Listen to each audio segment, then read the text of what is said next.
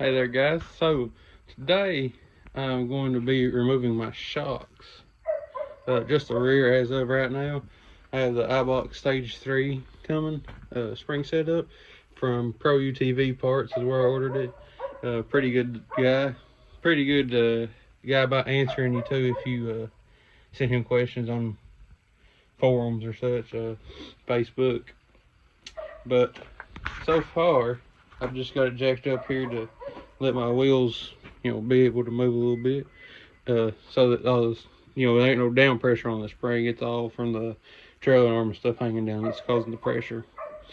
Now, the only thing I've noticed so far it's going to hurt taking these out easily will be the air filter on this X3, because as I imagine is you'll take the bottom, pull it back out this way, and then sort of let the top drop down as you come back, and it'll just slide right out of there.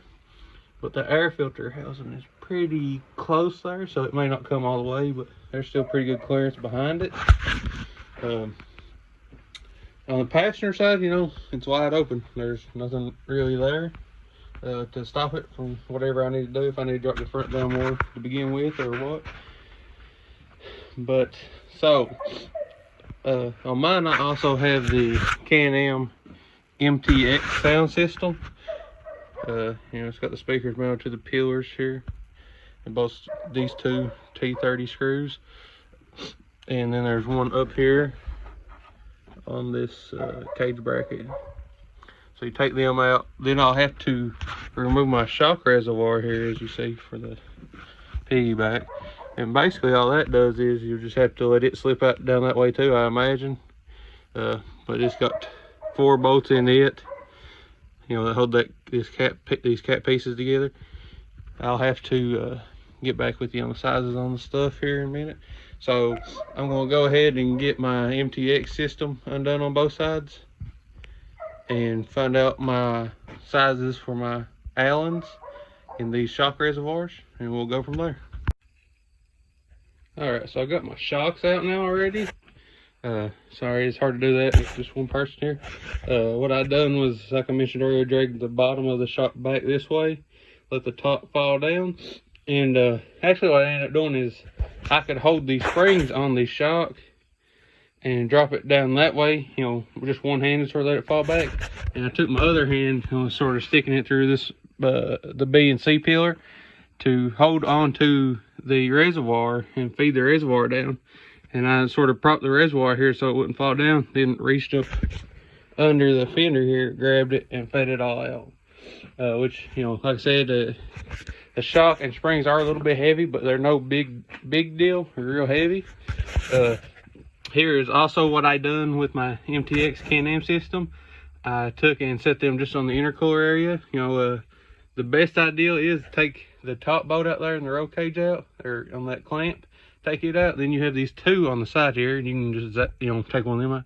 Then hold your towel or your speaker with the other hand and take the last one out, so that it don't fall down, down through there, or jerk the wires out and such, and just lay them back in there. Of course, I also have the Can-Am link rack here, so I just set it up to get it out of the way, give me a little bit more room, easier to reach in here without it sitting down right here on this part. Both the shock nut and bolt is both 18mm in size. I used a 1/2 inch ratchet and just a regular inch. No big deal. It's pretty tight, but I don't know what the torque spec is on them yet. So there's that. They're kind of, you got to wiggle the shocks a little bit to get them out. Here we have the caps for the shock reservoirs. There's 4 bolts in them.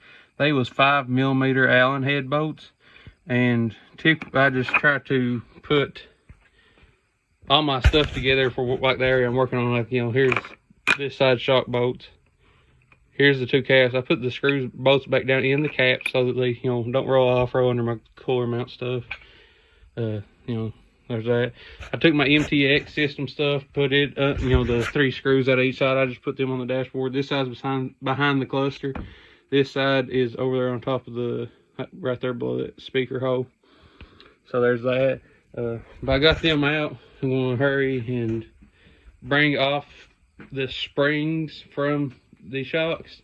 I just got a regular I don't know, $30-$40 set of spring clamps from the local CarQuest. I don't expect them to work real great. I've used them before on a Razor 900S to put just tender springs on, and they worked, but it was a constant fight trying to keep them lined up and keep them pulling straight and stuff. If you got a bigger, if you got someone close by, like a shop that'll do that, that's got one of them big compressors, it'd probably be easier to just take to them, honestly. Nobody that close to me. At least a 20-mile drive, I'd say, one way to even see if somebody had one.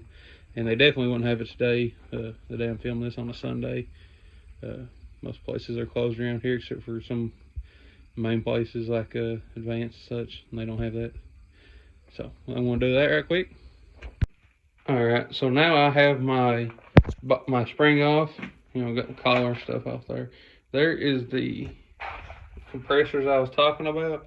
They're still not on there, as you can see, but they worked pretty decent. And once I got them lined up pretty straight there, it's hard to line them up straight on this bench. If you have a vise or something, I recommend, maybe using pieces of wood or something soft and putting on the edges and, clamping it in there somehow by that sticking up. I've seen several people do that across the internet. I don't have a vise sitting here, obviously, right? That's what I tried. But I got them off. This is the main spring, the biggest bottom spring for mine. That's the one I clamped because it's the longest, which would be able to compress it the most as far as travel amount. This here is the middle spring. Both of these are pretty big springs. This is what goes between the bottom, the third biggest, the biggest spring and the middle spring. I just want to check them, make sure they ain't wore or something, got places in them, rough spots. Make sure there ain't, no cracks or nothing. Make sure it's a solid, piece to put back together. Obviously, this one needs cleaned up, which, I'll clean it up before I stick it all back together. Use some SC1 or something like that, some type of just clean wipe. This is the bottom cap you gotta take off to get the springs out. It just sits in here, back in here. That is I think that is a stop to keep it from bottoming out. Give it some cushioning if it does bottom out the shock. I had a time fighting with that, and what I ended up doing was just I'd wiggle. So this is the bottom, and I think that's just a spring to keep the shock, if it does bottom out, it keeps it from, just ramming the shock through the top up there or something. Because it's it's got some give to it, but it's still pretty hard. Sort of like a helper spring or something, I guess. But anyways, this is the cap on the bottom. Holds all the springs and stuff on once you got them, on there. I had trouble getting this to wiggle up. I ended up sort of just taking and wiggling this when I got it to move up out there some, and it pushed it down enough it'd wiggle out. Well, as you can see there, it's got that big that ridge, and that's what keeps it from sliding straight out, which that probably keeps your stuff lined up pretty decent, I'd imagine. You also have, I can't really probably tell from there, there's a flat surface there, and there's only a flat surface on like each side, like straight across from that on this lower side there is, and the rest of it's round. So that lines up with this. This flat, and what that does is that just, he shock guard bolts into here is what that amounts to. It's just 3 8mm bolts I took out. Made it easier for me to fight it. It may not you, it may help you. It just took a minute to do, so that's why I took them out. I still have this main spring, or this tender spring on, which is pretty soft, you can see. But I gotta take these crossover rings off to get it off. So I'm gonna back this pressure off of these two collars. Which my other side, which when I put my new ones on, I'll probably take them all the way back off anyways, so that I don't have to use those spring compressors on it. Probably scratches up the spring and stuff I haven't looked yet, but that's what I'm gonna do. I'm gonna quickly take them tender springs off on this one, and we'll go from there. Alright, so we got the whole shock disassembled here, or not the whole shock, but all of my spring components and such. This here is the top spacer. It goes right in up against that. The spring sets against it. Very nice setup there. It looks pretty decent. Don't really see no signs of wear on it. They got some numbers on it here. I don't know if that's due to a part number or such. I haven't done. I assume that'd be a part number. Haven't done much research on Fox stuff as far as that is. It's a very different plastic from what was on my Polaris I had between the tender springs. It only had 2 springs on the back and then 1 big single on the front. They're definitely a lot harder plastic. The other one was very flexible and such. This is your crossover rings. This goes under your tender spring, and I think it sits in more or less like that. Both sides are the same. Yeah, but it tightens up on your shock on the bottom of your whatever your tender springs. Basically this goes up on there after you put like your tender spring with your plastic spacer. Then you screw this up on there and it adjusts your preload on that tender. And so then we have this that, you know, like I just said, your tender sort of goes above that. Then you have your mid spring.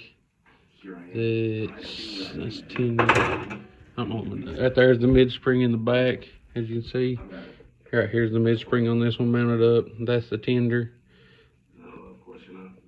So then you got your main. And like I said, this is between the tender and the mid spring. And I would say this is the mid spring. It sets like that, you know. Obviously the longer end goes towards your main spring, your heaviest spring. That just sits in there as a space collar. This one does have a little bit of area on it where it's been rubbing the spring, but it's not, or you know, a lip or nothing into it per se. It's just, you can just sort of see a discoloration of it.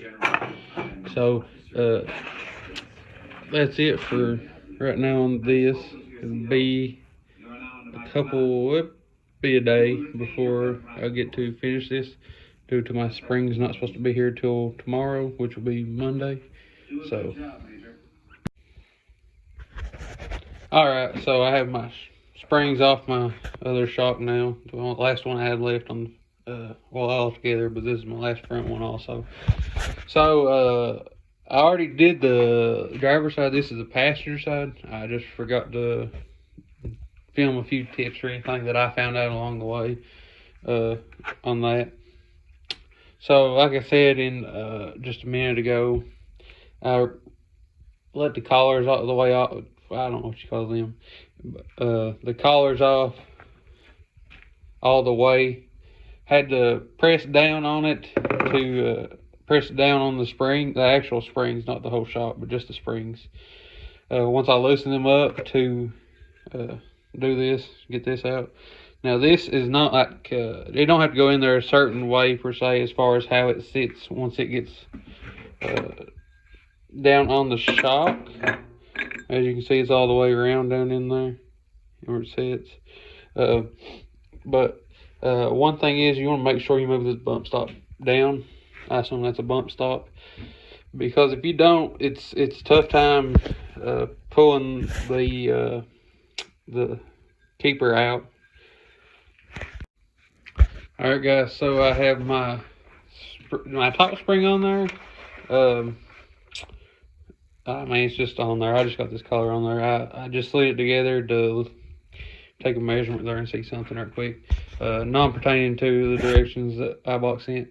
So, anyways, now, like I said, I'm taking these off, or backing them off all the way to take my springs off instead of using the spring compressors now.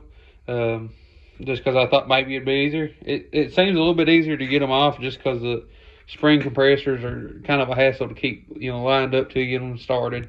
Then you got to keep them going even with the ones I have. You can buy ones that you just, there's one part to tighten and it clamps the whole spring down. So when I took these springs, you know, I got them backed off, them nuts backed off all the way. You know, have my springs were loose on here. You spin them and such.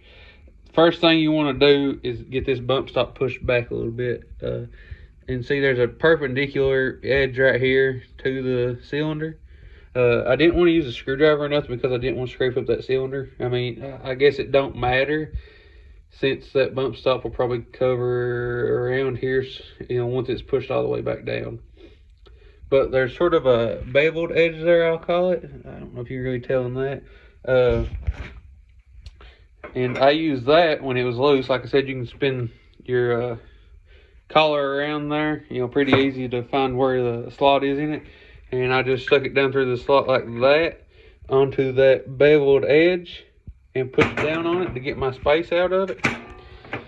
And so you want to make sure there's plenty of room to get that collar out of there, due to the fact if you don't, it won't slide that bump stop down or back easily with just that collar pressure, you know, pulling on it. It's a hassle. You know, that collar edge ain't really beveled, so it just tries to, you know, just come straight over it. So it pulls in against the bump stop, I guess you'd say, instead of going, you know, over it. So, alright guys, so like I said, I had both my shocks took loose. The other one's out right now. It's still laying over there. I got the new springs on it already. Already filmed the section about it, also in the adjustments, but I forgot to mention about how I took it out of there and taking the actual spring apart itself, by how, you know, sort of what I had to do there special and all that. So what I done to get them out was I raised up on this, which, you know, right now it's down below the bolt hole, just up against till this body hit up, you know, right there against the bottom of that eyelet. And then I sort of pushed it towards the back, towards the fender well, and then rolled the bottom out and brought the front down and just sort of, you know, pulled it back a little bit, and it came out pretty easy. On my other driver's or front one, I'm sorry for that. I didn't use the spring compressors this time. I just took the rings, I don't know the proper terminology, but I just loosened them all the way up, and I have to push down the springs a little bit that way, but it's no big deal. It wasn't real tough to get the factory ones off. I had a little bit of a tougher time with the Eibach springs, but they still wasn't terrible. I would still think that that's better than scarring them up with the compressor like I had. You can obviously get the ones on Amazon and stuff that have these soft jaws, I guess you'd say, to compress them. And if you can have those or wait on it, that's plenty fine enough. You know, I'm sure it'd be well worth it. But me, I just, you know, trying to get ready, trying to get it back together and all that for the weekend. So I'm trying to work on that. And Amazon was, I think it was Monday, it said it'd be like next week, midweek, before I would get them. So, and that's on top of $200 for them, when this cost me nothing in orders or wait time extra, besides what I had in my springs.